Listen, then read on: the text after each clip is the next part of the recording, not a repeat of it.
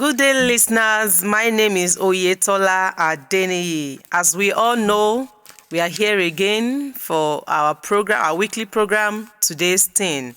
Today's Teen is a special program where we help teenagers navigate through life by, teaching and bringing to you our insightful, educative, and impactful content. On today's episode of Today's Teen, we'll be looking at a topic, and the topic is parent-teens relationship. I won't be doing this alone. I have a guest with me, but he will be introducing himself. Over to you, sir. Tell us your name and other things you would want us to know about you. Okay, thank you very much, Mrs. Adeni. I'm Olusha Olumide Afuye, and I'm a strong believer in the teens. I'm so happy to be here. I'm so happy to be given this platform to express my views, and I know that today's program will be quite insightful. Thank you once again for having me. You're welcome. Okay. Now let's move on to our topic. I said our topic is the parent-teens relationship. Now I would like to ask few questions for the benefit of the teenagers and their parent listening. How can parents help their teenagers to navigate through life? As in, what is the role of a parent in helping their teen to navigate through life? Thank you very much. And I think that's a very important question. Okay. This episode, as the topic has revealed, is a synergy between parents and children, teenagers in question. And I believe that that's very, very important because it's the teen age that the children or young adults usually have a lot of questions. They're trying to find their balance in life, and they're trying to understand life, understand their purpose, understand what to do in certain circumstances. And that's where they transition to adulthood and have a lot of questions. Even a basic question as to, does God exist? Now, the parents, on the other hand, for me, I'll not use parents exclusively because some persons may be staying with their guardians. So, parents, my definition of parents will include guardians, anyone having young adults with them, teenagers with them. For me, parents are the people that can be classified as those who love their words the most. So, if you're looking for a classic example of someone who's interested in the child's progress, the child's well being, the child's future, then for me, the noun for that description would be a parent. So, parents are very important to helping the children or the teenagers or their words achieve the best they can in life. And that's because for me, parents are those who love their children the most. And I think it's evident they invest in their food, in their clothing, in their shelter, in their education. Anyone who is willing to spend money on a teenager really does love that teenager. Okay. Thank you so much. And I believe we are just starting. We are just letting the bird out of the cat out of the words. Out of the bag. So now I will be asking another question. Why are you focusing on relationship between parents and teens? Why? Why relationship between parents and teens? Well, the reason why there's a need to talk about relationship between parents and teens is because there is a generational difference. It's as vast as how my parents were brought up is different from how I was brought up. And is different from how the Gen Zs were brought up. Gen So Zs, I like that word. if there's no merger, if there's no synergy, then parents assuming that the Gen Zs can be brought up the way they were brought up would lose the children. And I realize that many parents believe that because they are parents, then the children should trust them, the children should be their friend, it should come easy, confide in them. So if you have an issue, the first person that should come to your mind is the parent. If you want to make a decision, but the problem is that parents don't know that that position also, at least with us in this generation, has to be earned.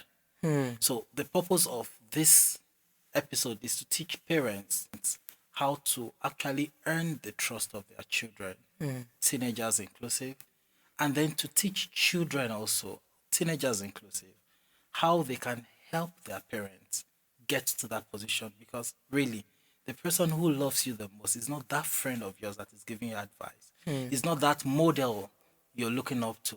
It's those people that feed you, your parents. Wow. Wow, I'm learning. I'm learning. So I know we're just coming. So I said earlier that we're just letting the cat out of the bag. So thank you so much, sir. What can you tell us, what are the common mistakes? Because you said that okay, the teenagers cannot be brought up, the Gen Zs cannot be brought up the same way our parents were brought up. So now, can you tell us the common mistakes parents make in bringing up their teens? Yes, now we are getting to the nitty gritty. For me, I think the first mistake that parents make is they are still too young.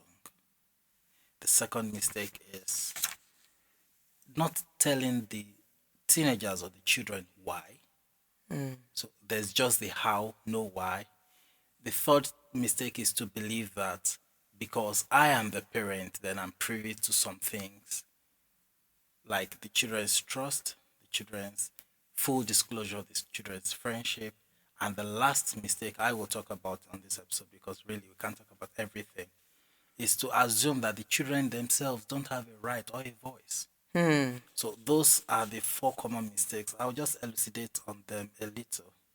So the first mistake basically is when you think that your child or your ward must listen to everything you have to say. Kende, don't go outside. Okay, daddy, and that goes. You have to explain to the children of that Why? why. And you must never assume that they are too young to know. So if the reason you don't want a child to go outside is because really the society is unsafe and probably there is a pedophile in the neighborhood, you have to not only explain now you'd realize I've merged two of the reasons together.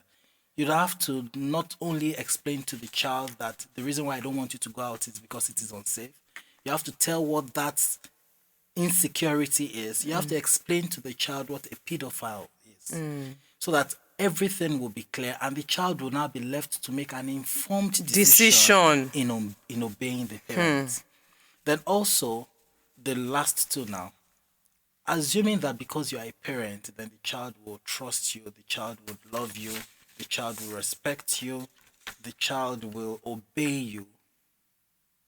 In fact, assuming that because you are a parent, the child knows that you love him or her is a wrong assumption. You have to tell. You have to tell the child, I love you.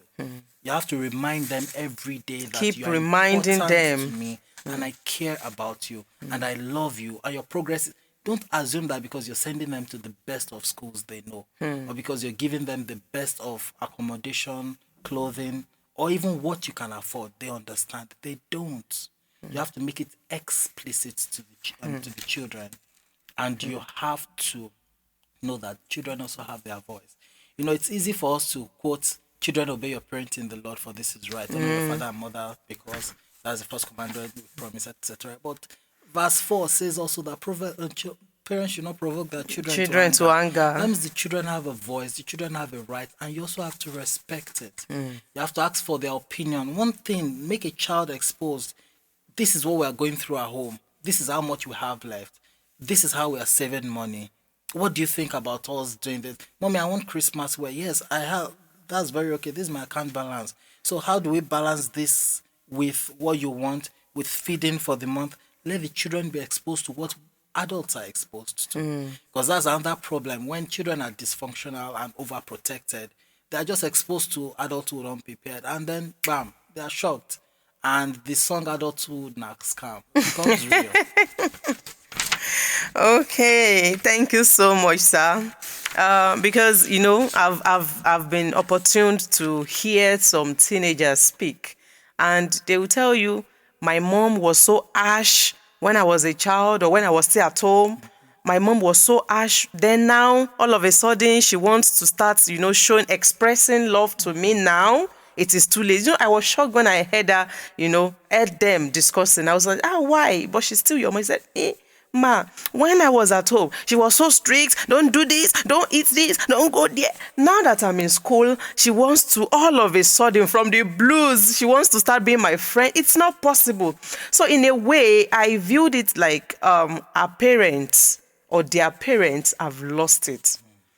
They've lost them because the way she was speaking, she made us understand that she didn't have any relationship whatsoever other than, I need this, please send it to me.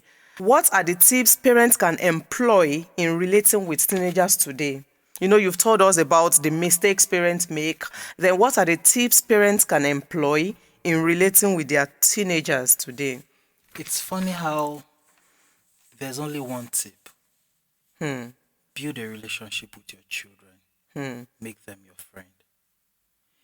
One thing I'm very sure of in today's world is that when you see something very sad or experience something very joyous, you want to share it with somebody. Yes. And the first person that comes to your mind usually is your friend. So make your children your friend so that when anything good happens to them, You'll be the when first. anything bad happens to them, when they are at the point of indecision, the first person that will come to their mind is my My mother, mom, my father. dad. No, I had a privilege to speak with a young adult, and the first thing she told me is that her dad is usually not around. But the other thing she told me is that her best friend is her dad. And that even if a guy approaches her today, She tells her even dad. before giving the guy an answer, she discusses it with her dad. Wow. And that's because the man was smart enough to develop a relationship with. Now, the question is now, how do you build a relationship with your children? Spend time with them. That's the basic law of relationship. Spend time with them. Now, that is now where it becomes very dicey because what you like may be different from what your child likes. For example, the child wants to watch. Sorry, I don't follow most series, but permit me to just assume this as a series. Oh, yes, it is. The Witcher. The child wants to watch The Witcher. You don't like American movie. You want to watch Mount Zion movie. Now, that's an issue because in watching the movie, you cannot bond. So find those areas of balance, areas of mergers. For example, when the child is washing plates in the kitchen, you can, when I was growing up, one of my aunties usually calls me when they're in the kitchen and says, you don't even have to do anything. Just come and give me moral support. So you can just try that with your with your children, I mean. Bring them into the kitchen when you're cooking, when you're doing this. Get them involved. Fathers who may not spend time in the kitchen, when you're having business thoughts, business ideas, call them over, explain it to them. Share what your experiences have been and ask them for their own opinions. Now, you cannot spend time with your children when you're too busy for your children.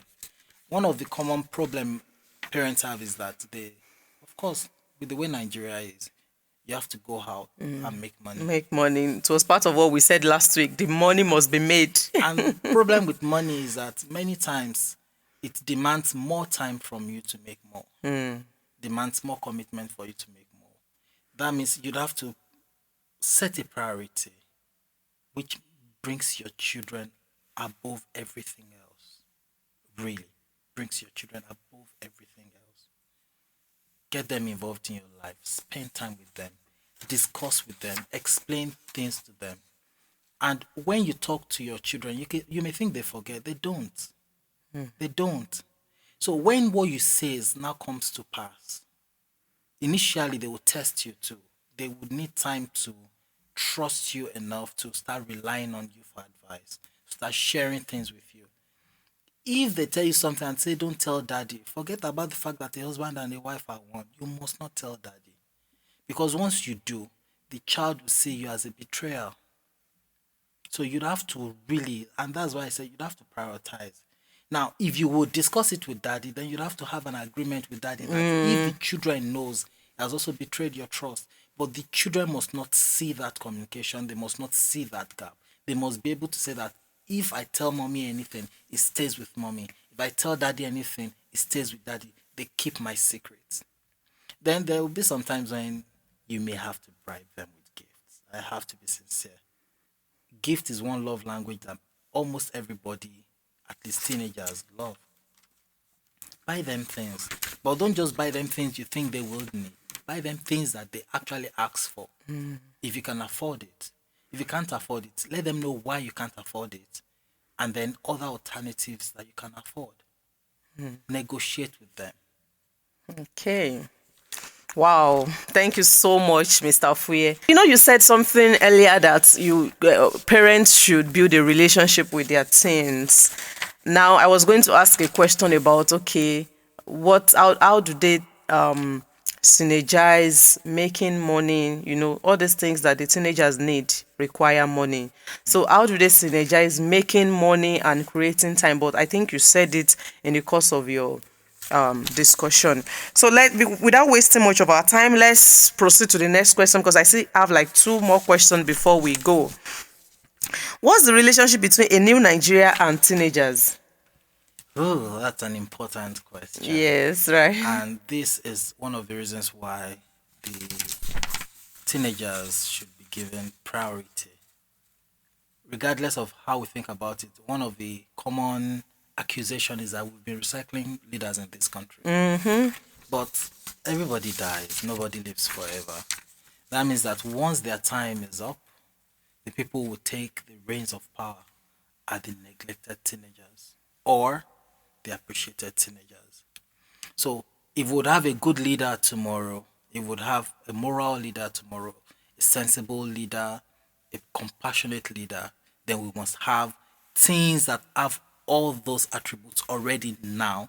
So that when it is time for them to take over, it won't be then that you start teaching them. Or preparing They them. already have all those attributes within them. So if we would have a good Nigeria, if we would have the Nigeria we want, when people who leave will now come back to continue living in Nigeria and continue doing businesses in Nigeria, that the teenagers today must be seen as a priority investment. Invest in their mind, invest in their abilities, invest in their morals, and would have everything we're looking for. Personally, I think that the cure to everything happening in Nigeria is the re-education of the mind. Education of the mind. And that's what we can achieve with the teenagers, and that's why they are important. Catch them young. Exactly. Wow. That's a big one. Wow. Invest in the teenagers. Invest in their mind. Catch them young. Okay. Now, if I may chip in, Okay. because do you know that the purpose of schooling was actually mind control? If you take the 8 most productive hours of a child's life and you teach them what they need to know about nationality and about economics, etc., that's what they grow up to become. And that's why there was a video that went viral of a child from Korea who was crying and had the national anthem and stopped immediately. Went on attention, observed the national anthem, and when it was done, he continued crying. Oh, really? A child. Wow. Wow. Okay, it's been awesome and I've really learned a lot, and I'm sure our listeners at home have learned so much too. But before we bring this program to a close, do you have any other advice for our listeners at home? Yes, I would talk to the parents and then talk to the children, The teens. the teens. Okay, the first thing I'll say is for parents who are still living together, the reason why you're two is because you can help each other out. So if someone is busy in money making ventures, the other can help out with the children, with the teenagers. So I keep using children, but pardon me. The other can actually help out with the teenagers. So it can be balanced actually. If you have a very busy husband, then you should have a wife that is around. If you have a very busy wife, you should have a husband that is around. And whenever those busies are free, they should create time for the children. The children should never be neglected. Now, for the children, you'd have to also pardon your parents because they didn't have the upbringing that you desire. They didn't grow up in your generation and they cannot know what they don't know. Many of the lapses that our parents have is because that's how they were brought up. Fortunately or funny enough, I was brought up in a different way than most of the teens in this generation. So my ideology may still be a little archaic, but I still need to blend in. So you'd have to pardon your parents for all the lapses. That's number one. Number two, you have to also give them the benefit of the doubt. If you remember, frankly, that they are the people that love you the most, not even your pastor in church loves you, or your imam in the mosque loves you as much as your parents. When you know that you have to keep reminding yourself. I know I had to go through that phase in life when I had to keep reminding myself that they are the ones that love me the most. It took a while for me to be able to trust my parents, but when I realized that there was a generational gap, I had to make every effort. Even though when I started, I barely even hugged my parents. But now, the first thing I do when I see them is to hug them before even greeting them the traditional way. Talk. There are times when I refer to my mom as my dad's girlfriend. Like, now the relationship is there. Yes. Not because they didn't desire it. And that was what I learned. They desired it, but they didn't know how to get there. So since you know what you want, give them the benefit of the doubt. Give them the promptings. Give them the ability. For example, your mom cannot bond with you if she's in the kitchen and you're in front of the TV watching a sitcom or something else. You have to also make sacrifices to build that relationship you actually love with your parents. It is when you now get there that you achieve that synergy between parents and children. And please, parents, if you have any quarrel amongst yourselves, please keep it away from your children. Don't bring the children into it. Fortunately, you think that the children don't know. They do. They do. And it affects them emotionally, psychologically. So it's one thing for you to have a quarrel and to involve the children. It's another thing for you to avoid quarrels because of the children. I'll prefer the latter over the former any day, anytime. When the wife offends your husband, instead of filing for divorce, remember that the children will be affected. When the husband is nasty. Now, I also want to put in a few words. If it is an abusive relationship, then that's where you come first, because the children will not love you dead also. So seek all the counseling you can, and if I would leave that to you to decide if you have to go on otherwise. But if the husband is nasty, is not abusive physically, or even for a man that is abusive, you should know that you shouldn't destroy the morale of your wife or the self Before your worth of children. your wife, before your children, or before anybody. Because really, if you sell your wife cheap, you won't be able to buy her back, even at a cost too much for you, and vice versa. And then parents, don't go demeaning each other before your Children. Your father is this or your mother is this. When you do that, you may think you're currying their self-pity or their pity, Or you are trying to their buy your child allegiance. over. But what you're doing is you're destroying both, because a child that you tell that to also will see you as someone that can't be trusted. So he or she will also not tell you deep secrets because of the day that you'd have a fight and you can't tell a third party.